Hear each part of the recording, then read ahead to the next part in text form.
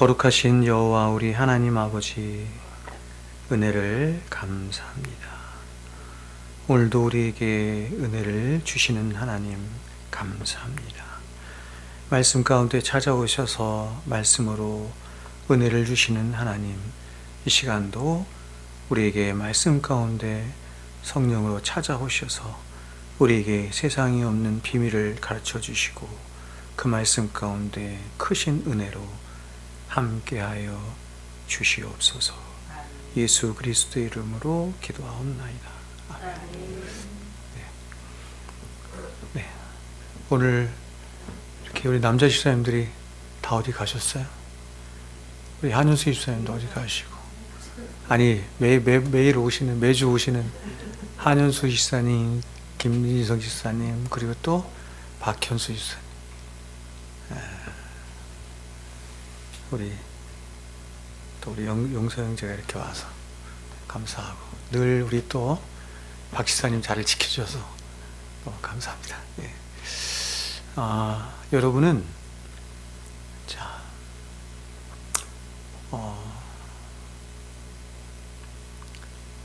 이렇게 영적으로 이렇게 좀 소진이 됐거나 영적으로 다운됐을 때 여러분은 어떻게 하세요? 어떻게 그게 해결되나요? 어떻게 해결됩니까? 여러 가지가 있겠죠? 여러 가지 하나님께서 은혜를 주시는 통로들이 많이 있으니까. 저는 개인적으로 제가 이제 교회를 개척하고 14년, 15년째 접어들고 있거든요. 이제 15년 이렇게 오면서 제가 작년에 이제 안식월이라고 하는 것을 처음 해보긴 했지만, 이렇게 이제 온전한 안식월은 아니었잖아요. 주일날 설교 다 하고. 사실 그렇게 쉬지 못하고 15년 가까이 제가 달려왔습니다. 그렇게 달려왔는데, 참, 어떤 면에서 기특한 거죠. 그쵸? 기특하다. 그렇게 15년 동안 달려올 수 있었던, 또 앞으로도 더 달려갈 길이 많을 텐데, 그렇게 어떻게 쉬지 않고 달려올 수 있을까 하는, 중간중간에 굉장히 일들이 많았을 거 아니에요. 저를 낙심시키고 실망시킬 만한 여러 가지 시험과 어려움과 또 영혼의 낙심과 이런 일들이 굉장히 많았거든요. 최근에도 제가 좀 그런 일이 있어서 좀 영혼에 좀 많이 낙심이 되고 다운이 되고 힘들고 좀 그랬습니다. 이런 일이 자주 찾아오죠. 자주 찾아오는데, 제가 이렇게 돌아보면서 15년 동안 어떻게 여기까지 달릴 수 있었을까 하는 것을 이야기할 때 그냥 한마디로 하나님의 은혜다 이렇게 얘기할 수 있겠죠. 하나님의 은혜다. 근데 하나님께서 어떤 방식으로 저에게 은혜를 주시고 또 저에게 또 힘과 능력을 주시는가 라고 하는 것을 제가 이렇게 살펴볼 때 참 놀랍게도 저 자신의 설교를 통해서 많이 그러셨다 이런 생각이 들어요. 그러니까 여러분도 이제 제가 이렇게 설교를 하면 말씀을 들으면서 이렇게 또 영혼이 새롭게 되고 힘을 얻죠. 근데 저도 제가 설교를 하지만 설교를 하기 전에 저에게 먼저 설교를 하기도 하고, 또 이렇게 여러분에게 설교를 할 때 그 설교가 저에게도 하는 설교이거든요. 참 놀랍게도 어느 날은 이렇게 예배를 드릴 때 굉장히 마음이 낙심이 되고 또 힘듦이 있고 이럴 때 예배를 드리고 나면 이렇게 영혼이 회복되는 경험을 제가 자주 합니다. 영혼이 회복되는 느낌을. 그래서 참 그런 걸 보면서 참 내가 너무 감사하다. 제가 말씀을 전할 수 있는 목사로 있음이 감사하다. 이런 생각이 굉장히 많이 들었습니다. 최근에도 사실은 제가 굉장히 많이 다운되고 좀 영혼의 어려움이 좀 있었습니다. 어려움이 이렇게 여러 가지로 좀 저에게 시험이 찾아와서 영혼의 어려움이 있었는데, 이번에는 어떻게 하나님께서 좀 이렇게 많이 회복해 하셨냐면, 제가 목양실에 이렇게 책을 보는데 김남주 목사님 글이 이렇게 들어왔어요. 자기 깨어짐이라고 하는 책을 굉장히 오래전에 제가 봤는데 다시 한번 이렇게 서문하고 좀 앞쪽을 이렇게 보게 되었는데, 거기 이제 이런 이야기가 있었어요. 어떤 이야기가 있었냐면, 김남일 목사님이 이제 열린교회 심호하실 때 열린교회에서 이렇게 마당에서 이렇게 가만히 앉아서 쉬고 있었는데, 불현듯 이렇게 후배 목사님이 이렇게 찾아오셨다는 거예요. 후배 목사님이 이렇게 찾아오셨다는 거죠. 그래서 후배 목사님이 찾아오셔서 같이 차를 마시면서 대화를 하는데 이렇게 문뜨라는 거예요. 문득 뭐라고 묻냐면, 목사님은 목회가 뭐라고 생각하십니까? 이렇게 묻더라는 거예요, 후배 목사님이.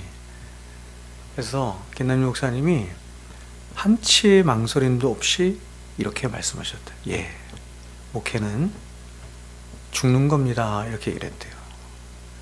목회는 죽음을 통해서만 이루어지는 것입니다. 이렇게 말을 했다는 것이죠. 여러분, 저뿐이겠습니까? 여러분도 마찬가지일 거라고 생각해요. 그렇죠? 신자의 삶, 신자의 신앙의 삶의 가장 중요한 요체가 자기 깨어짐이고 자기 죽음이거든요. 근데 이제 그 강도보다 훨씬 더 강도가 쉽죠. 목사는 더 많이 죽어야 되죠. 더 많이 참아야 하고, 더 많이 자기 깨어짐이 있어야 되고, 더 많은 자기 부인이 있어야 되고, 더 많이 죽어야 되죠. 그럴 때 하나님의 일이 성도들 안에서, 그리고 교회 안에서 이루어진다. 이렇게 말하는 것이죠. 그래서 항상 목사는 무엇과 연관해서 보냐면, 무엇과 연관해서 이렇게 목양의 성도들의 영혼의 상태를 보면서 그것이 자신의 영혼의 상태와 같다, 이렇게 연결하는 것이. 성도들의 영혼의 상태가 되게 황폐해 있고, 그럴 때 하나님 앞에 나가서 울며 회개하는 이유는 뭐냐면, 그러한 목회자의 영혼의 상태가 성도들에게 그대로 거울처럼 반영이 되기 때문에, 성도들의 어떤 영혼의 상태, 이런 것들을 바라보면서 때로는 기쁨을 얻기도 하지만 때로는 하나님 앞에 나아가서 울며 회개하며 하는 일이 있다, 이렇게 말을 하는 것이죠. 예전에 김남일 목사님이 그런 얘기를 하셨던 것을 제가 기억을 합니다. 어떤 했냐면, 목사가 눈물을 흘리면 조금 성도들이 움직이고, 목사가 피눈물을 흘리면 그제서야 성도들이 눈물을 조금 흘린다 하는 이야기를 들은 적이 있습니다. 제가 그 이야기를 전도서 때 아마 굉장히 오랜 시간 전에 들었던 것 같은데, 제가 목회를 하면서 더 많이 그것을 체감적으로, 체득적으로 알고 생각한다, 이렇게 생각해요. 그래서 사실은 이번에도 조금 이렇게 마음에 낙심이 되고 좀 어려움이 좀 있었는데, 그 책을 딱 이렇게 보면서 그 즉시로 회개가 이렇게 됐습니다. 회개가 그렇지. 목회는 자기 깨어짐이 어떤 성도들보다도 심히 하는 것이고, 목회는 자기 죽음을 통해서 이루어지는 것인데, 내가 왜 이렇게 낙심해 있고, 내가 왜 이렇게 나의 이렇게 심령이 어려운가. 여러 가지 요인이겠죠. 사람적인 요인이 있을 것이고, 환경적인, 사건적인 요소가 있을 것인데,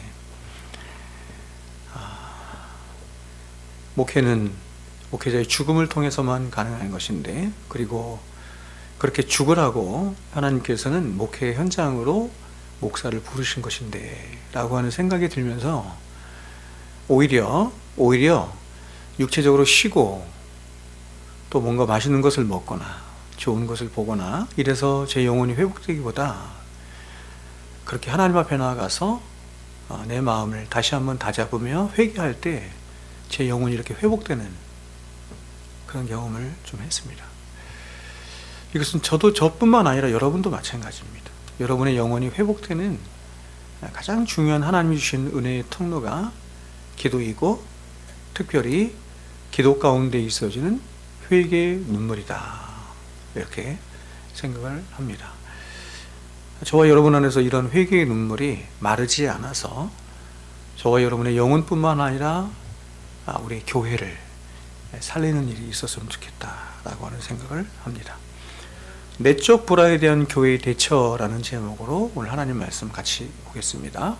자, 우리가 지난 시간에 성벽을 짓고 있는 이스라엘 백성들에게 큰 시험과 도전이 찾아온 것을 보았습니다. 이들 안에 어떤 문제가 있었냐면 그것은 가장 먼저 예루살렘에 큰 흉년과 기근이 찾아온 것입니다. 흉년과 기근이 찾아와서 이스라엘 백성들의 생계의 문제가 생계에 큰 위협을 받게 된 것입니다. 다시 말해서 우리가 앞서서도 살펴봤던 것처럼 지금 이들은 어떤 상태냐면 한 손으로는 쟁기를 잡고 또 다른 한 손으로는 칼과 창을 잡은 채 즉 이들은 한편으로는 원수들과 대적들과 싸우고 한편으로는 하나님이 명하신 성을 건축하고 있어요. 굉장히 어려운 일 아닙니까? 굉장히 어렵고 치열한 영적 전쟁이 있는 이러한 일이 있는데 이러한 어려운 상황 속에서 또 다른 어려움이 덮친 거예요. 그게 뭐냐면 흉년과 기근이 찾아와서 생계마저 여러분 위협을 받고 있는 거다, 이렇게 말할 수 있죠.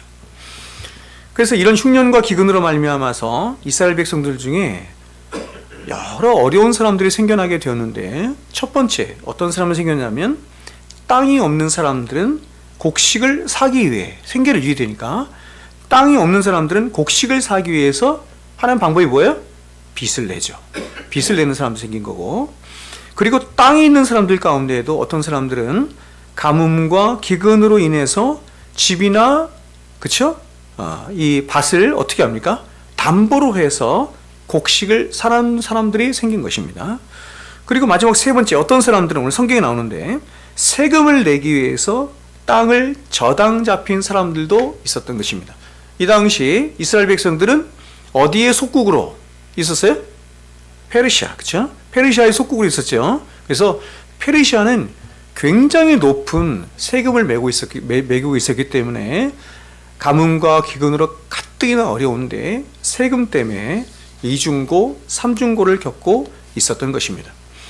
그런데 이것도 너무 어렵죠. 지금 너무 어렵습니다. 한 손엔 쟁기를 들고 한 손엔 칼과 창을 들고 그렇게 하나님의 성을 건축하고 있는데 너무 어려운 가운데, 그런데 가뭄도 들었어요. 기근도 들었어요. 이것도 너무 어려운데 진짜 어려움이 발생한 것입니다. 그것은 뭐냐면 정말 어려움이 찾아오는데 뭐냐면 이것으로 인해서 하나님 백성들이 하나님 앞에 부르짖도록 했어요. 그러니까 다른 어려움 때문에는 성도들이 하나님 앞에 나와서 막 부르짖지 않았는데 이 어려움이 찾아오자 하나님 앞에 하나님을 원망하며 막 부르짖기 시작하는 것입니다. 그 문제가 5절에 나오는데 이렇게 말해요. 들어보세요. 우리 육체도 우리 형제의 육체와 같고, 그렇죠? 이스라엘 백성들 안에 무슨 차별이 있습니까? 이렇게 말하는 거죠. 우리 자녀도 그들의 자녀와 같거늘 같은 이스라엘 백성들이 이거늘 이제 우리 자녀를 종으로 파는도다. 내 종을, 그렇죠? 내 자녀를 종으로 팔아요. 근데 여러분 누구에게 파는 줄 아세요? 같은 이스라엘 백성들에게 팔아요. 우리 딸 중에 벌써 종된 자가 있고 우리의 밭과 포도원이 이미 남은 것이 되었으나 우리에게는 아무런 힘이 없도다 하더라. 문제의 핵심이 뭐냐면 그것은 지금 이스라엘 백성들이 가뭄과 기근과 세금 문제까지 감당하며 성벽을 건축하고 있는 총체적인 난구에 처해 있는데, 그래서 모두가 다 어렵고 고통당하고 정말 힘든 시기를 보내고 있는데, 그런데 이런 총체적인 난국에 이스라엘 백성들 안에 있는 어떤 부자들이 이 기회를 이용해서 이스라엘 백성들 중에 가난한 사람들에게 고리를 매기고 있는 것입니다. 고리를 뜯고 있는 것입니다. 높은 이자를 맺어서.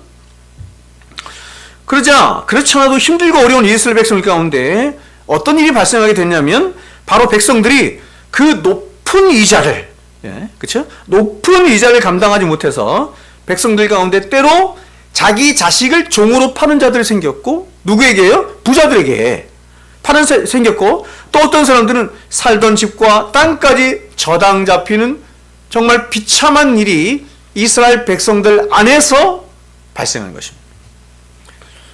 자, 여러분, 우리가 생각할 때 이러한 일은 절대로 일어나서는 안 될 일처럼 생각이 되어지지만, 그러나 이 당시 고대 금동 지방에서 고리대금업이라고 하는 것은 죄악시되거나 법으로 금하지 않았습니다.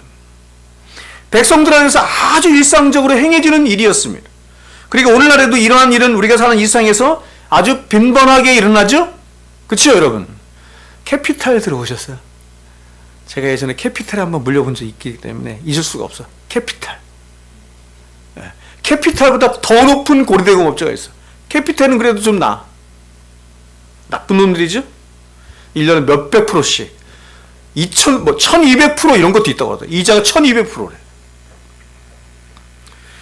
그러나 여러분, 아무리 이런 일이 우리가 살고 있는 이 세상에서 용인되어지고 또한 편만하게 사람들 가운데에서 일어나는 일이라 할지라도 이런 일이 절대로 일어나서는 안 되는 세상의 유일한 곳이 교회인 것입니다. 이스라엘 백성들 안에서는, 같은 형제 자매라 불리는 이스라엘 백성들 안에서는 이런 일이 일어나면 안 되는 거예요.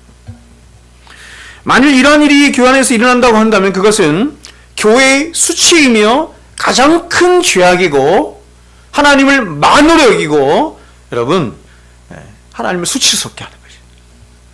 근데 지금 이스라엘 백성들은 자신들이 언약 공동체라고 하면서, 그래서 언약의 상징인 성전을 지었죠. 성전을 짓고 성벽도 함께 지어나가고 있으면서 이렇게 가장 힘들고 어려운 때에 세상 사람들하고 똑같이 이런 악한 짓을 하고 있는 것입니다. 자기 백성들을 향해서. 악한 짓을 다른 세상 사람들 향해서 하는 것도 아니고 자기 백성들 안에서 부자들이 가난한 사람들에게 이런 악한 짓을 하고 있는 것입니다.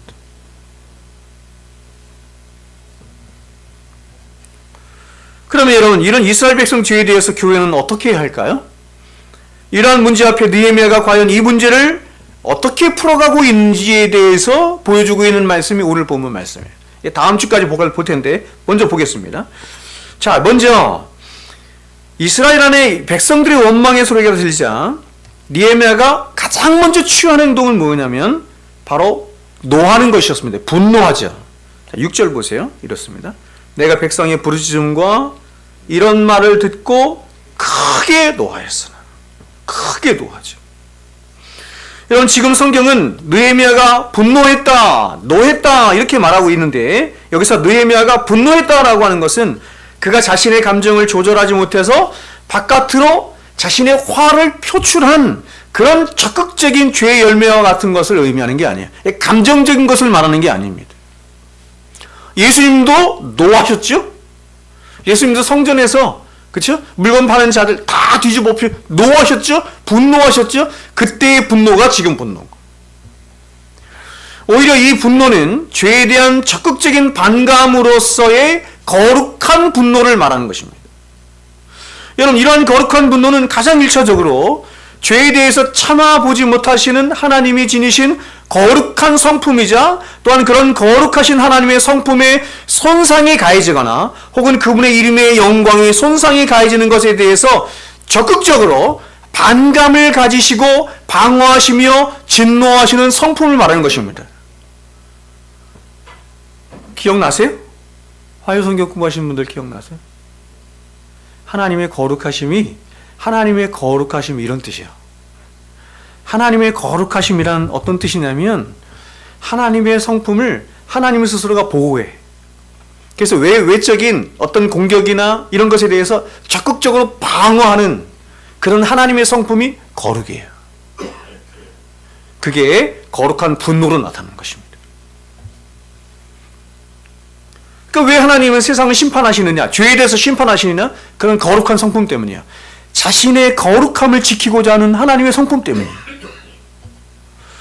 따라서 예수 그리스도의 십자가의 은혜로 거룩하게 구별되어졌을 뿐만 아니라 거룩한 삶으로 부르심을 받은 모든 진실한 하나님의 백성 또한 이렇게 똑같이 죄에 대한 반감으로써, 그리고 하나님의 이름의 영광에 대한 열심으로써 똑같이 어떻게 해요? 분노하는 것입니다. 거룩한 분노를 내는 거죠. 오늘 이스라엘 향해 분노하고 있는 느헤미야 또한 바로 이러한 의미에서 지금 거룩한 분노를 하고 있는 것입니다. 즉 느헤미야는 가장 먼저는 이스라엘 공동체 안에 들어온 죄에 대해서 반감을 가지고 그 죄에 대한 적극적인 반감으로써 거룩한 표현을 한 것이고, 그리고 그러한 죄로 인해서 이스라엘 공동체 전체가 고통을 당하고 있는 것에 대한 또한 거룩한 분노를 표출하고 있는 것이죠. 여러분, 이것은 느헤미야가 지금 이스라엘 안에 들어와 있는 죄와 그리고 그 죄로 인한 고통이 어떤 특정한 사람들만의 죄이거나 고통의 문제가 아니라 바로 이스라엘 전체가 지닌 우리의 죄, 우리의 고통의 문제. 그렇죠?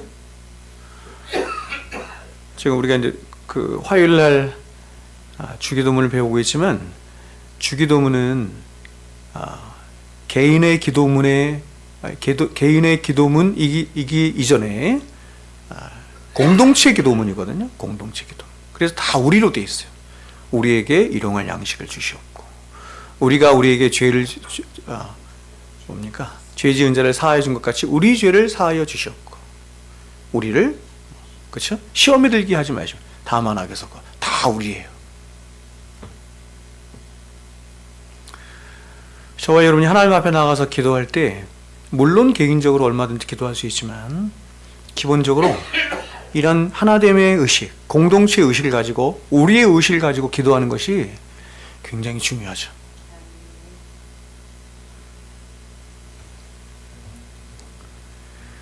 그러나 여러분, 느헤미야는 이렇게 분노한 것으로만 그치지 않고 이내 깊이 생각을 합니다. 자, 7절 보세요. 깊이 생각하고, 자, 깊이 생각하고 귀족들과 민장들을 꾸짖어 그들에게 이르기를 너희가 각기 형제에게 높은 이자를 취하는도다 하고 대회를 열어서 그들을 쳐서. 느헤미야는 이스라엘 공동체 안에 들어온 죄에 대해서 분노했지만 이내 그 죄의 근원과 본질이 어디에 있는 것인지 깊이 생각을 한 것입니다. 그렇죠? 깊이 생각. 자, 여러분, 우리가 어떤 문제를 당면했을 때 한 번 한숨 쉬고, 두 번 쉬고, 세 번 쉬면서 깊이 생각하는 게 필요해요. 왜냐하면 깊이 쉬면서 생각하지 않으면 우리는 하나님의 말씀을 묵상할 수 없거든요. 말씀으로 판단할 수 없거든요. 사람은 다 그렇습니다. 제가 여러분들은 말씀을 훨씬 많이 알겠죠? 우리 교회 안에서 가장 많이 말씀을 제가 담고 있겠죠? 그럼에도 불구하고 저에게 어떤 위협이나 어떤 시험이나 어려움이 오면 그걸 말씀으로 바로 판단하지 못해요. 그래서 한 번, 두 번, 세 번 이렇게 숨을 고르고 쉬는 게 필요해요. 그 자리가 가장 좋은 것은 기도죠. 지금 느헤미야가 그렇게 하고 있는 것입니다. 그리고 이제 본격적으로 문제를 풀어가는데 어떻게 풀고 있냐면 7절 후반절에 나와 있는 것처럼 대회를 열어요. 대회를 열어서 문제를 공식화합니다. 이게 공동체의 문제이기 때문에 공식화예요.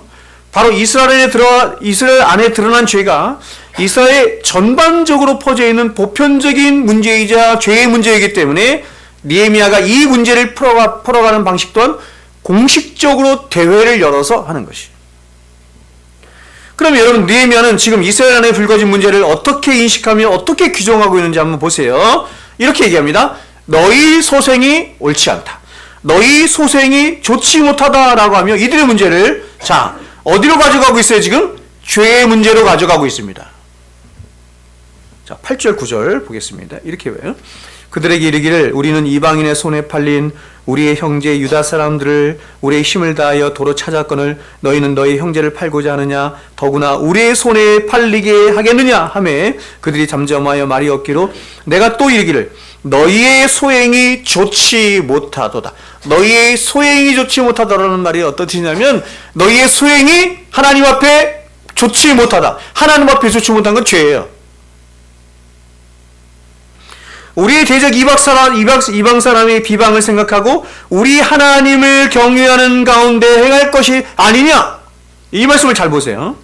지금 느헤미야는 두 가지 방면에서 이야기하고 있죠. 어떻게 하고 있냐면 우리는 이렇게 우리의 측면에서 말하고 있고 또 하나는 뭐냐면 너희는 이렇게 말하고 있어요.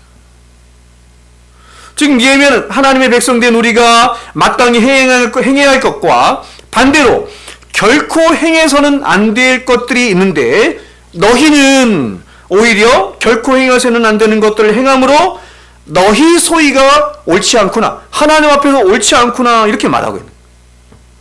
그리고 그렇게 너희가 행하지 말아야 할 것들을 행한 이유는 두 가지라고 막 얘기하는데, 보십시오. 이 말씀 보시면 두 가지라고 말해요. 너희들이 그렇게 소행이 좋지 않은 것이, 죄를 짓지 않는 것이 두 가지 면에서 나쁜데, 보세요. 첫 번째는 뭐냐면 하나님을 너희가 경외하지 않았기 때문이고, 두 번째는 뭐냐면 너희가 원수들을 생각하지 않았기 때문이다, 이렇게 말해요. 자, 두 가지 측면에서 얘기하죠. 하나는 하나님을 경외하지 않았기 때문이에요. 하나님 앞에서 살려고 하지 않았기 때문이에요. 두 번째는 뭐냐면 원수들을 생각하지 않은 거예요. 이것이, 이러한 일이 너희들의 소행이나 삶이나 이런 것들이 영적 전쟁이라고 하는 것을 인식하지 못했기 때문이다. 이렇게. 다시 말하면 지금 느헤미야가 문제를 일으킨 사람들의 행위에 대해서 규정을 하는데, 어떻게 규정을 하고 있냐면 바로 두 가지 점에 비추어서 판단을 하고 있는 것입니다. 먼저 한 가지는 하나님 앞에서라고 하는, 그쵸? 이 관점에서 판단하는 것이죠. 자, 우리에게 적용해야 돼요. 우리가 어떤 일이 있을 때 이것을 하나님 앞에서라고 하는 관점에서 생각할 수 있어야 되고, 그런데 하나님 앞에서 너희들의 소위를 판단해 볼 때 그것은 소위가 좋지 못한, 그것은 죄다, 이렇게 말합니다. 두 번째 우리가 생각해야 될 건 뭐냐면 원수들과의 관계에서, 소위 우리의 삶이 그냥 삶이 아니라 영적 전쟁이 있는 삶이다, 그 인식하는 거야, 이거죠. 영적 전쟁이라는 관점에서 판단을 한 것입니다. 그런데 영적 전쟁이라는 점에서 판단해 볼 때도 너희들의 소위는, 보세요, 원수들로부터 조롱당하게 딱 좋은 행위다, 이렇게 말해요.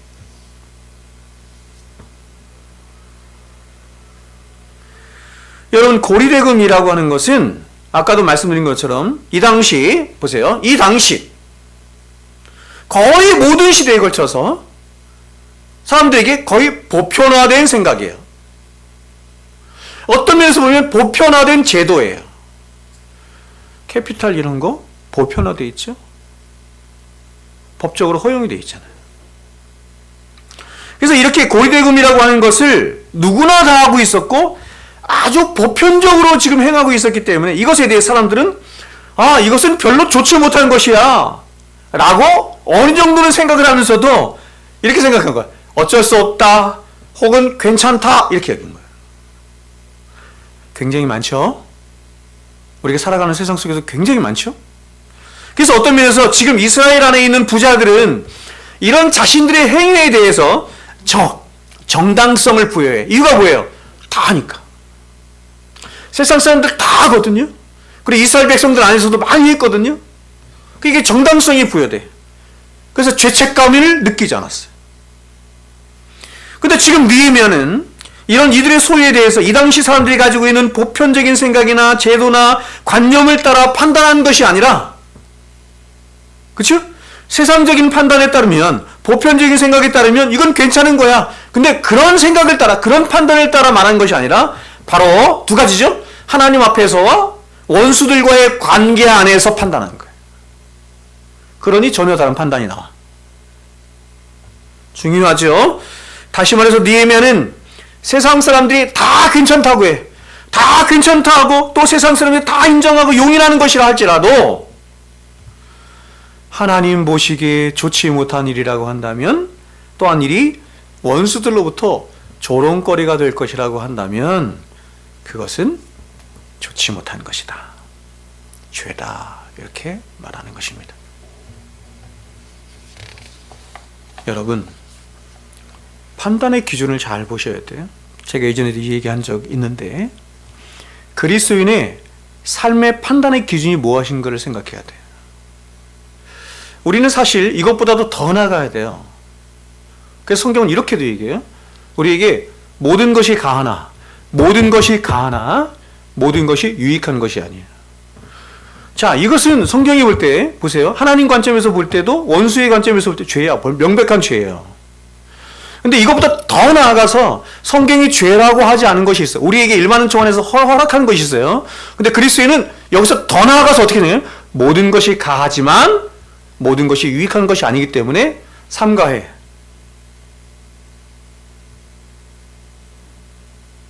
그렇죠? 이런 말씀을 가장 대표적으로 해주고 있는 말씀이 어디예요? 이런 말씀을. 모든 것이 가하지만 모든 것이 유익한 것이 아니기 때문에 우리는 삼가해. 나는 자유하지만, 나는 모든 사람에게 자유하였지만 스스로 모든 사람에게 종이 돼. 그렇죠? 이유가 있어요. 이는 더 많은 사람을 얻고자 함이라, 이렇게 얘기하거든요. 어떤 더 특별한 유익을 위해서 내가 자유하지만, 할 수 있지만 삼가해. 그걸 덕이라고 해. 여러분, 그 덕에 대해서 가장 많이 하고 있는 성경이 어디죠? 사랑, 덕, 애덕, 사랑 다 같은 말이에요. 뭐죠, 여러분? 고린도전서 말씀이죠. 그렇죠? 고린도전서 말씀이에요. 우상에게 저런 재물을 먹을 수 있느냐? 먹을 수 있다는 거예요. 그러나 모든 것이 가하지만 하나님이 지으신 것이기 때문에 다 선해요. 먹을 수 있어요. 그러나 형제가 이것으로 인해서 시험을 받는다고 한다면 하지 않겠다는 거예요. 이러한 자세죠. 자신은 자유인으로 있지만, 보세요. 자유인으로 있지만 그 자유를 어디에 메웠어요? 그게 성경이 말하는 스스로 귀를 뚫은 종을 말하는 거거든요.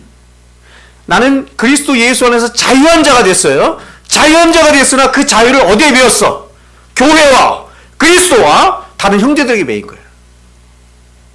아멘이십니까? 그래서 일찍이 제가 이 말씀을 일찍이 깨달았기에 제가 부목사 시절부터 청년들한테 얘기를 한 거예요. 제가 가르친 청년들한테, 너희들 외제차 끌고 오면 안 된다. 교회에 외제차 끌고 오면 안 된다. 교회에 명품옷 입고 오면 안 된다. 너희들이 아무리 돈이 많아도 그렇게 할 수 있어. 괜찮아. 그게 죄는 아니야. 그러나 교회는 그런 것이 아니야. 교회는 여러 사람이 모이는 것이기 때문에, 교회는 너희들처럼 부자도 있지만 가난한 사람도 있어. 그 잠실에 있는 교회들, 그 애들이 다 부자요. 다 많이 배운 애들이야. 그러나 자신의 자유가 다른 지체들에게 있어. 형제들을 생각해야 돼. 내가 좋은 것 먹는 것으로, 좋은 것 사는 것으로, 좋은 차 타는 것으로 어떤 형제 자매가, 그렇죠? 그리스도의 보혈로 말미암아 구원받은, 그죠? 성령 안에 있는 또 다른 형제가 나의 어떤 행동이나 이것으로 인해서 상처를 받아. 좋지 못한 것입니다. 자, 여러분, 지금 느헤미야는 그 전 단계를 말하는 거야. 지금은 제가 앞서서 더 말한 거고, 전 단계를 본다면 바로 하나님을 모시고 살아가는 성도는 그 판단하는 기준이 달라요. 여러분, 우리가 산상수훈 마태복음 5장을 보면 예수님 말씀하시기를 이렇게 말씀해요. 들어보세요. 세상 사람들은 눈에는 눈으로, 이에는 이로 갚으라 하라 하였다는 것을 들었으며, 첫 번째, 또 이렇게 말해요. 이웃을 사랑하고 내 원수를 미워하라 하는 것을 들었으나, 여러분, 성경에서 내 이웃을 사랑하고 내 원수를 미워하라 하는 것을 여러분 들었어요, 못 들었어요? 성경에서 들었어요, 못 들었어요? 이런 말 없잖아요. 네, 이런 말 없어요. 근데 이스라엘 백성들에게 보편적으로 퍼져 있는 생각이 이거예요. 그러니까 너희는 그렇게 들었으나 이렇게 얘기하는 거예요. 이렇게 생각하고 판단하는 것이, 보세요, 그 당시에 세상 사람들이 혹은 유대인들이 갖고 있는 보편적이고 일반적인 생각이다. 랍비들이 가르치는, 샴마이 학파나 힐렐 학파에서 가르치는 그런 학파들에서 율법을 가르치는 자들이 말하는 보편적인 율법의 가르침이다. 이렇게 말하는 거예요. 하지만 예수님은 여기에 대해서 이어서 이렇게 말해요. 너희는 이렇게 들었지만, 어떻게 들었어요? 눈에는 눈으로, 이에는 이로 갚으라. 들었어요. 여러분, 이 동해보복법이요, 지금 이스라엘의 율법에만 있는 것이 아니라 온 세상에 다 있어요. 고대 근동지방뿐만 아니라 저쪽 그 헬라 지방에 다 있어요. 이게 아주 보편적인 법이에요. 두 번째가 뭐예요? 내 이웃을 사랑하고 내 원수를 미워하라 하는 것을 들었으나, 그러나 나 예수님, 율법의 판단자 되신, 율법을 주신, 수여하신 예수님은 어떻게 말씀하냐? 이렇게 말해요. 나는 너희에게 이르노니, 나는 너희에게, 이건 굉장한 권위를 가지고 하시는 말씀이에요. 모세에게 율법을 준 자가 나라는 거예요. 내가 너에게 말한다. 내가 너에게 말한다. 악한 자를 대적하지 말며 누구든지 내 오른뺨을 치거든 내 왼뺨도 돌려내며 내게 구하는 자에게 주며 내게 꾸고자 하는 자에게 거절하지 말라 하셨습니다. 더 나아가서 원수까지 사랑하며 너희를 핍박하는 자를 위하여 기도하라. 이렇게 말씀하셨어요. 그리고 다시 결론적으로 말씀하시기를 보세요. 이렇게 말씀하셨어요. 너희가 너희를 사랑하는 자를 사랑하면 지금 너희가 들은 것을 얘기하는 거예요. 근데 그걸 반박하면서 너희가 너희를 사랑하는 자를 사랑하면 무슨 상이 있겠느냐? 세리도 이와 같이 하느니라. 이방 사람 세리도 그와 같이 해. 또 너희가 이방인에게 무난하면 남보다 더하는 것이 무엇이겠느냐? 세상 사람들이 생각하는 것보다 더하는 삶을 살아야 되는 것이 그리스도의 삶인데 너에게 더하는 삶이 거기서 어디 있어? 이방인들도 이와 같이 하느니라. 그러므로 보세요. 하늘에 계신 너희 아버지의 온전하신 것 같이 너희도 온전하라. 그리스도인의 삶의 기준이 뭐예요? 결론이에요. 하늘에 계신 너희 아버지의 온전하신 것 같이 우리가 온전한 거예요. 보세요. 제가 풀어드립니다. 바로 하나님을 모시고 살아가는 신자는 세상 사람들과 전혀 다른 기준을 가지고 살아가는 자들이에요. 즉 예수님 말씀하시기를 만일 그리스도인이라고 하는 사람들이 세상 사람들이 가지고 있는 기준과 똑같은 기준으로 삶을 살아간다고 한다면 더하는 삶이 어디 있겠느냐. 다시 말해서 세상 사람들과 구별되는 삶이 어디 있겠느냐. 그리스도인은 구별된 자라며요. 그렇죠? 성도라는 말이, 교회라는 말이 구별된 자잖아요. 세상 사람들과 구별돼. 저 사람들과 똑같이 생각 안 해. 기준이 달라. 근데 너희들도 똑같이 생각하고 똑같은 판단 가운데 하는데 너희에게 무슨 더하는 삶이 있겠느냐? 구별된 삶이 있겠느냐? 예수님 말씀하시는 거예요. 그러면서 그리스도인이 가져야 하는 삶의 기준이 뭐냐면 예수님은 그리스도인이 가져야 할 삶의 절대적인 한 가지 주인데 그것이 뭐냐면 하늘에 계신 아버지의 온전하신 것 같이 너희도 온전한 것이니라. 이것이 그리스도인들이 가져야 할, 그리스도인들이 세상 사람들과 구별되게 가져야 할 삶의 기준이다. 이렇게 말하는 거예요. 바울은 이것을 빌립보서에서 이렇게 말했죠. 너희 안에 이 마음을 품으라 곧 그리스도 예수의 마음이니. 그렇죠? 우리의 마음, 존재의 좌소, 존재 자체를 할 수 있는 우리의 마음이 그리스도 예수를 닮아가는 것이에요. 그게 우리의 목표예요. 예수 그리스도의 장성한 분량한 데까지 이루는 것이 우리의 목표예요. 그러면 여러분 여기서 누군가는 이렇게 질문할지 모르겠습니다. 그렇다면 목사님, 왜 나만 그렇게 살아야 합니까?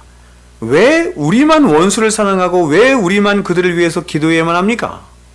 여러분 이에 대한 유일한 한 가지 대답은 뭐냐면 그것은 바로 그렇게 하나님 앞에 원수되었던 자들이 누구예요? 저와 여러분이었기 때문입니다.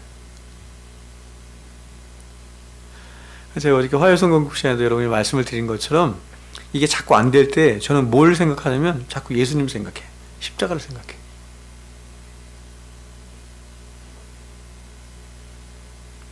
일반 달란트 빚진 종 비유 알죠?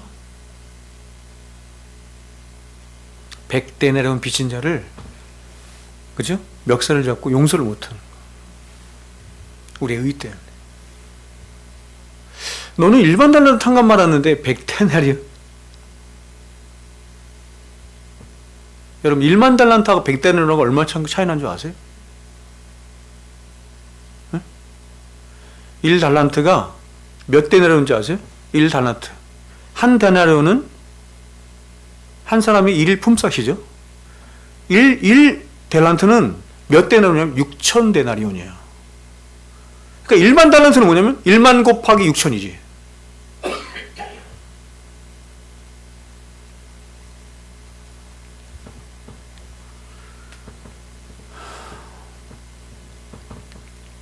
그렇게 우리를 사랑하셔서 말로 다 할 수 없는 그 사랑하심으로 그분의 아들을 독생하신 아들 십자가에 내어주기까지 사랑하셔서 우리를 구원해 주신 분이 보세요. 우리의 하늘 아버지라는 거야. 너희의 아버지라는 거예요. 그러므로 그분의 은혜와 사랑으로 죄 용서받고 구원받아 하나님의 자녀가 된 저와 여러분 또한 하늘 아버지의 보세요. 온전하심과 같이 온전하여지는 것이 마땅하다. 자, 어저께 제가 화요성경포 시간에 얘기했죠. 기억나세요? 성경이 굉장히 자주, 특히 신약성경에서, 특별히 요한복음에서 가장 많이 집중적으로 하는 말씀이 뭐냐면 뭐뭐와 같이예요. 이게 카토스인데, 카토스, 뭐뭐와 같이. 예? 성부, 성자, 성령 하나님이 사랑하심과 같이 너희도 서로 그렇게 사랑하라. 예수님께서 하나님이 너희를 용서하심과 같이 너희도 그렇게 용서하라. 대제사장적 기도 요한복음 17장에만 이 같이라고 하는 표현이 8번이나 등장을 해요. 8번. 같이. 성삼위 하나님은 바로 그런 성삼위 하나님이 존재하시는 방식 안으로, 살아가시는 방식 안으로 우리를 같이 초청하시는 거예요. 우리도 그분들과 같이 되기를 원하는 거예요. 놀랍죠? 여러분이 사시면서 얼마든지 경험하다시피 우리가 사는 이 세상은 전부 다 이런 세상입니다. 이웃은 사랑하고 원수는 미워하라 라고 하는 원리로 가득한 세상이에요. 다시요. 이웃은 사랑하고 원수는 미워하라. 여러분, 여기서 성경이 말하는 이웃은 지금 여기서 이웃은 사랑하고 원수는 미워하라, 너희 이렇게 들었잖아요. 근데 여기서 말하는 이웃은 뭐를 말하는 거냐면 나를 아껴주고 나를 사랑해주는 사람, 이 사람을 내가 이웃이라고 생각한다는 거야. 이런 사람을 내가 이웃이라고 생각해. 혹은 이런 것이죠. 내가 얼마든지 사랑하고 싶은 사람.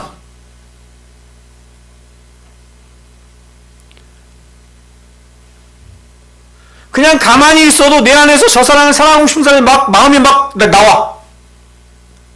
그런 사람을 이웃이라고 말한다는 거예요. 그런 이웃은 사랑하고, 제가 예전에 요한일서 말씀 여러분에게 전하면서 그 얘기했죠. 교회에서 사람들이 그렇게 사랑하면서, 그렇게 친절을 베푸면서 자기네들이 사랑한다 이렇게 생각해. 그런 사랑은 누구나 할 수 있는 거예요. 세상 사람들도 할 수 있는 거예요. 자기한테 잘해주는 사람 사랑 못하는 사람이 세상에 어디 있어? 자기가 사랑할 수 있는 사람을 사랑하지 못하는 사람이 세상에 어디 있어요?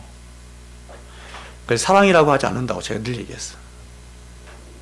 그렇죠?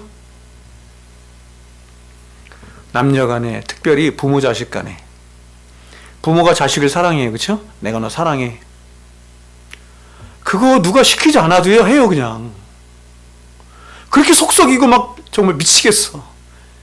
근데 이게 속에서 계속 나와서 견딜 수 없어서 사랑해.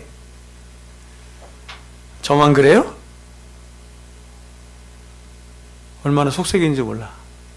미칠 것 같아. 더 이상 못하겠다 생각이 드는데 내 본성 안에서 그게 또 나와. 긍휼히 여기는 마음, 사랑하는 마음, 아끼는 마음. 근데 엄밀한 의미에서 그것을 사랑이라고 하지 않는다. 것입니다. 응? 그리고 원수는 그야말로 너를 대적하고 너를 미워하며, 그렇죠? 나를 해코지하는 사람이에요. 근데 자기중심성으로 똘똘 뭉쳐있는 이 세상은 말하기를 이렇게 나를 아껴주고 나를 사랑해주는 이웃들을 나 또한 사랑하고 아끼는 것도 너무나 자연스러운 일일 뿐만 아니라 반대로 나를 해코지하고 나를 미워하는 사람을 나 또한 미워하는 것도 너무나 당연한 일이다. 이웃은 사랑하고 원수는 미워하라. 그렇게 너희는 그렇게 세상 사람들이라는 생각처럼 들었으나,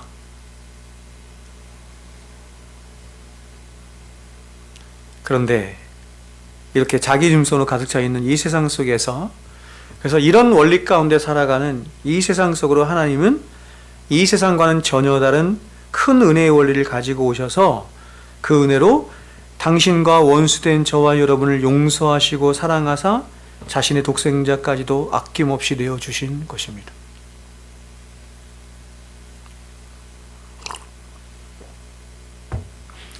제가 예전에 여러분에게 갈라디아서 말씀 전하면서 성경이 말씀하는 사랑이 무엇인지에 대해서 말씀드린 적이 있어요. 여러분, 갈라디아서 말씀하는 갈라디아서가 말하는 사랑은 어떤 사랑이에요? 사랑은 어떤 사랑이에요? 이렇게 말해요. 서로의 짐을 지는 사랑이다. 이렇게 말을 해요. 굉장히 어려운 거죠. 거의 불가능한 걸 말하는 거거든요. 서로의 짐을 진다라는 말을 더 적극적으로 말을 해볼게요. 그것은 뭐냐면 이런 것입니다. 사랑을 하는 것을 성경은 사랑하는 것을 내가 이만큼 있어요. 근데 내가 쓸 거 다 쓰고 저축도 다 하고 남는 게 있어. 그거를 나눠주는 것을 사랑이라 하지 않아요. 성경이 말하는 사랑이 뭐냐면 서로의 짐을 지는 거예요. 여러분, 서로의 짐을 진다는 말은 어떤 뜻이냐면 종이 된다 이런 뜻이에요. 그래서 예수님이 우리를 사랑하시는데 어떤 식으로 사랑하셨냐면 종이 되는 방식으로 사랑하십니다.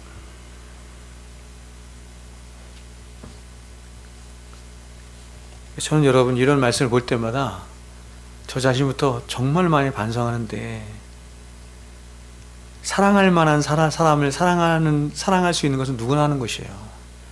나를 사랑해 주는 사람을 사랑할 수 있는 건 누구나 할 수 있는 것이에요. 원수를 미워하는 거? 그거 아주 자연스럽잖아요. 근데 교회 안에서 거의 이 정도 수준에서만 해. 그러면서 우리는 서로 사랑한다 이렇게 말하는 거예요. 이게 사랑이 아니라는 것입니다. 그래서 하나님이 때로 교회 안에, 제가 요한일서 설교할 때 그 얘기했어요. 때로 교회 안에 나는 저 사람만큼은 사랑할 수 없다라고 하는 사람을 가끔 하나님이 붙여주는 거야. 교회 안에 있게 하는 거야. 에? 저도 경험해요. 야, 저 사람만큼 내가 사랑할 수 없겠구나. 내쫓아야 되겠다. 그래서 하나님이 저를 달아보시는 거예요. 그래서 그런 제안에 사랑할 수 없는 마음들을 스스로 보게 하시면서 어떤 생각을 하냐. 너는 사랑할 수 없는 존재잖아. 이걸 확인시켜줘. 그리고 그를 사랑할 수 있는 방편은 오직 한 가지, 하나님의 사랑으로부터만 사랑할 수 있다는 것을 깨닫게 하시는 거예요. 저는 많이 봅니다. 많이 경험합니다. 그러므로 여러분, 우리가 우리의 원수된 자를 사랑하고 용서하는 것은 마치 이렇게, 우리가 우리의 원수된 자를 사랑하고 용서하지 않으면 우리가 사람들에게 인정을 받지 못하거나 혹은 하나님께 심판을 받아 천국에 갈 수 없기 때문이 아니라 바로 우리 하늘 아버지께서 원수된 저와 여러분을 위해서 행하신 그 어떤 일이잖아요. 그 어떤 일, 그리고 그렇게 원수된 저와 여러분 안에서 이루신 십자가의 일로 인해서 우리 또한 그 십자가의 사랑과 감격 안에서 그분을 향한 한없는 사랑과 그분을 닮아가고자 하는 강한 열망으로 우리도 그분처럼 하나님 앞에 그걸 구하는 거죠. 그리고 자꾸 흉내 내보려고 하는 거예요. 흉내 내보려고 해보세요.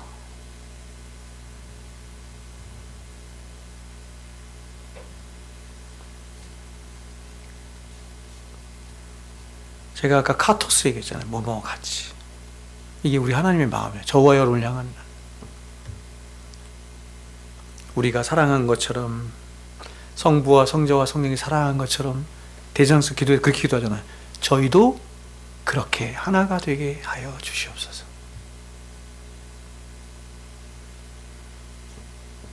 내가 너희를 용서한 것 같이 너희도 그렇게 인자하게 여기며 불쌍히 여기며 서로 사랑하라.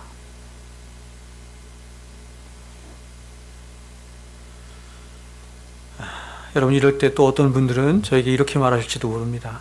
목사님, 과연 이러한 삶을 어떻게 살 수 있습니까? 자꾸 이러한 하나님의 율법을 대할 때마다 목이 졸려오고 숨이 막혀옵니다. 이런 사람이 있는 것 같아요. 제가 보니까 이런 사람이 있는 것 같아요. 선한 것이 하나도 없는 저와 여러분이 이런 하나님의 명령을 대할 때 어떤 때는 숨이 막혀오는 것 같은 느낌을 받을 때도 있는 것 같아요.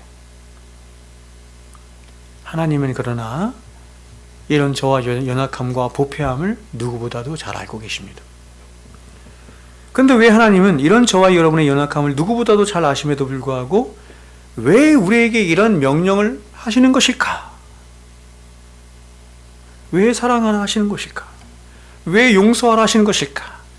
용서할 수 없는데, 사랑할 수 없는데, 그것은 당신의 자녀된 저와 여러분이 원수된 우리를 사랑하신 그 하늘 아버지의, 보세요, 진짜 용서하심이 무엇이고 진짜 사랑하심이 무엇인지를 그 실체적이고 체득된 용서와 사랑을 진짜로 우리가 알고 누리시기를 원하기 때문에. 머리로만 아닙니다, 여러분. 머리로만.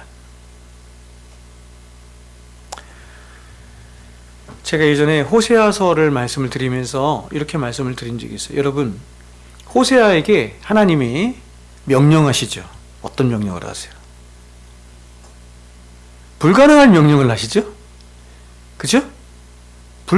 절대로 결혼할 수 없는 자와 결혼하도록 명령하시죠. 호세아는 선지자야. 거룩한 선지자. 근데 누구한테 결혼하라고 그러냐면 창녀 고멜에게 가서 결혼하래. 그쵸? 불가능한 결혼을 하라고 하는 거예요. 더 나아가서 하나님은 호세아에게 그 고멜을 사랑하라 이렇게 말씀하세요. 사랑하라 이렇게 명령하세요. 함께 할 수도 없고 결혼할 수도 없고 사랑할 수 없는 고멜을 향해서 호세아에게 저와 여러분에게 똑같이 말씀하시는 거예요. 사랑하라 이렇게 명령하시는 거예요. 여러분, 안 되죠? 여러분, 안 되죠. 근데 여러분, 하나님이 호세아에게 명령해서 고멜을 사랑하도록 하시는 그 구체적인 방식은 뭐였어요? 실제적인 방식은 뭐였어요? 그래서 실제로 고멜을 다시 배반하거든요. 나중에 완전히 배반하는데 만신창이가 되어 있는 고멜을 다시 데리고 오거든요. 어떻게 데려와요? 예? 사서. 어떻게 사요? 보리 한 호멜 반과 은 15으로 사. 보리 한 호멜 반이 은 15이거든요. 은 15 플러스 은 15, 은 30. 뭐 말하는 거예요? 예수 그리스도의 희생을 말하는 거예요.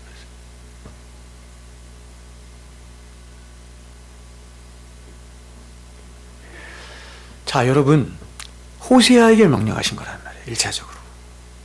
그러니까 호세아가 아니 저런 여자와 함께 할 수도 없고 저런 여자를 사랑할 수도 없는 것인데 내가 값까지 치러야 돼.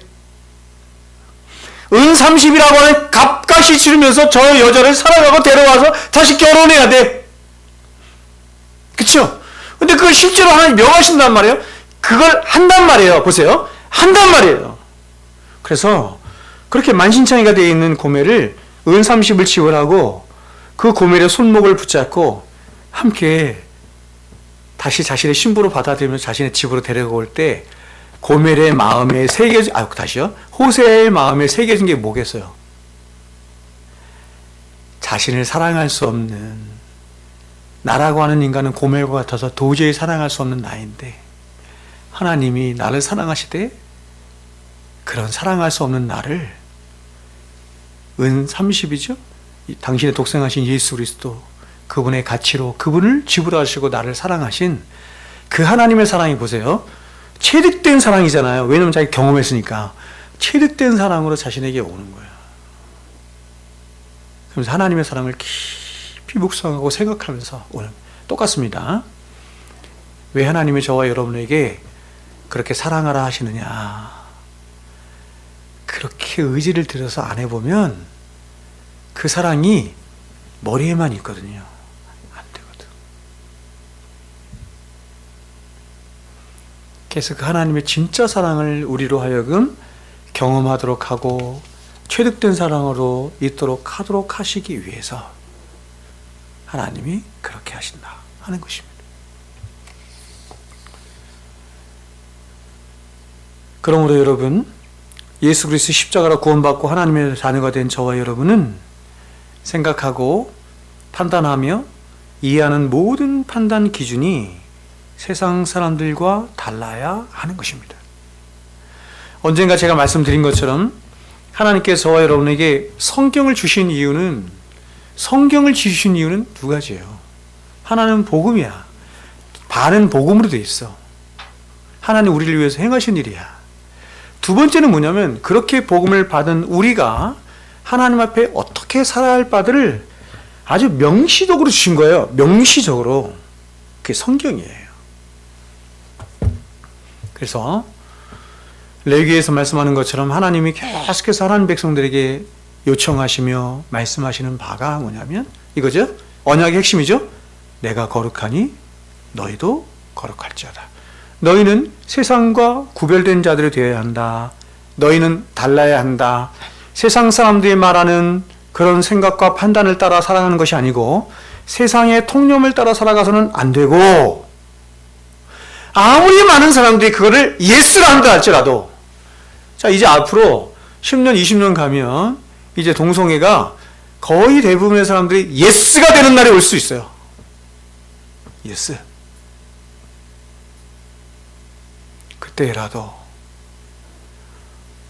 그때라도 나의 독생자 예수 그리스도를, 그쵸?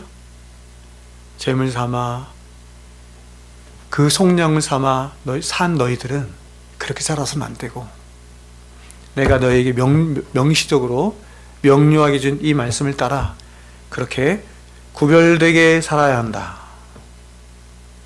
이렇게 말씀하는 거예요.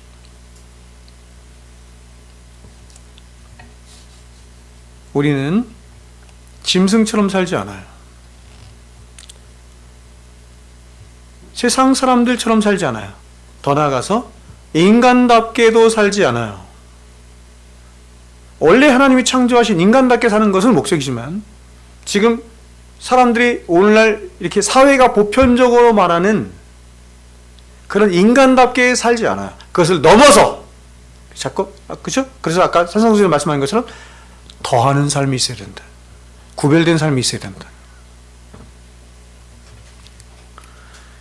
그러므로 여러분, 지금 느헤미야는 이런 기준을 가지고 세상 사람들이 다 괜찮다라고 인정하는 그 일에 대하여 우리는 하나님 앞에 사는 자로서 절대로 그렇게 살면 안 된다. 우리는 다른 기준을 가지고 살아야 한다라고 말하는 것입니다.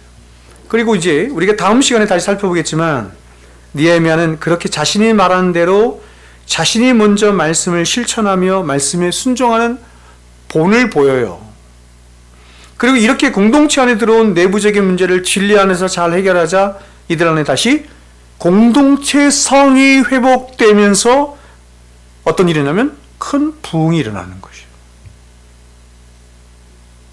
다시 말하면 교회의 교회됨이 회복돼야 그제서야 부흥이 일어난다.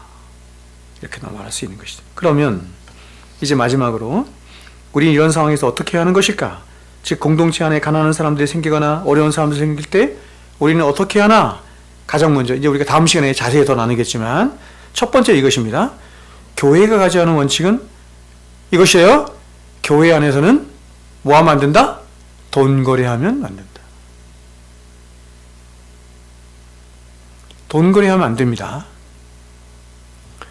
돈 거래의 정의가 뭔지 아시겠죠? 돈 거래하면 안 돼요. 즉, 교우들끼리 할 수 있는 대로 돈을 빌리거나 돈을 꾸어주는 일을 해서는 안 돼요. 할 수 있는 대로. 왜냐하면 교우들끼리 돈 거래를 하게 되면 나중에 돈도 잃고 사람도 잃어. 그리고 교회에 문제가 발생해요. 하지만 교우들 가운데 정말 가난한 사람들이 있어서 돈을 급하게 빌려주어야 할 때가 있어요. 성경은 돈을 빌려줄 수 있다라고 얘기하죠. 가능하면 돈 거래를 하면 안 돼. 빌리는 것도 하면 안 돼. 그러나 피치 못할 사람이 있어서 돈을 빌려야 할 때는, 그때는 어떻게 하냐면 이자를 받거나 해서는 안 된다. 첫 번째 원칙이에요. 이자를 받으려 해서는 안 된다. 더 나아가서 가장 좋은 것은 뭐냐면 돈을 빌려주되, 이런 이거예요. 돈을 되돌려 받지 않겠다는 마음으로 돈을 빌려준다. 이게 가장 좋은 원칙이에요. 내가 돈을 빌려줘. 100만 원을 빌려주든 500만 원을 빌려줘. 그때 어떤 생각을 갖고 빌려주냐면, 나는 이 돈을 이 사람에게 그냥 준다라고 생각해. 그러니까 갚으면 좋겠지만 안 갚으면 괜찮아. 근데 절대 이자는 안 받아. 이렇게 하는 거예요. 이게 제 이론식이에요. 근데 이게 너무 힘들어. 나는 그래도 돈은 받아야 될 것 같아. 그러면 최소한 뭐는 해야 된다? 이자는 받으면 안 된다. 이게 성경이 말하는 원칙이에요.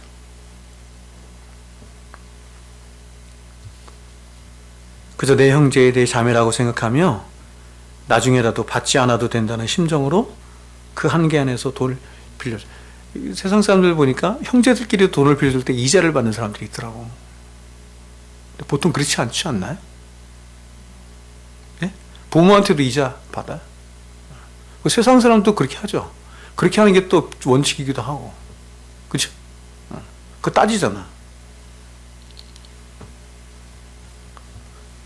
원칙을, 성경이 말씀하는 원칙이 그런 것이니까 그렇게 따라주면. 자, 이제 느헤미야가 이스라엘 공동체 앞에서 어떻게 믿음을 보이는지, 믿음의 본을 보이는지 다음 시간에 말씀을 함께 나누도록 하겠습니다. 기도하겠습니다.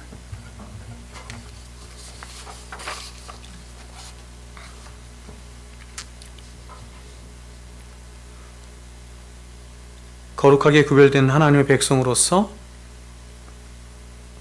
하나님께서 우리에게 원하시는 그 더하는 삶, 구별된 삶, 살아가기를 힘쓰고 애쓰는 성령 안에서 주님을 사랑한 가운데 더 힘쓰고 애쓰는 하나님 백성들 되게 하여 주시옵소서. 이제는 우리 구주 예수 그리스도의 은혜와 하나님 아버지의 사랑하심과 성령님의 교통 충만하심의 역사가 이제부터 우리와 항상 함께 있을지어다. 아멘.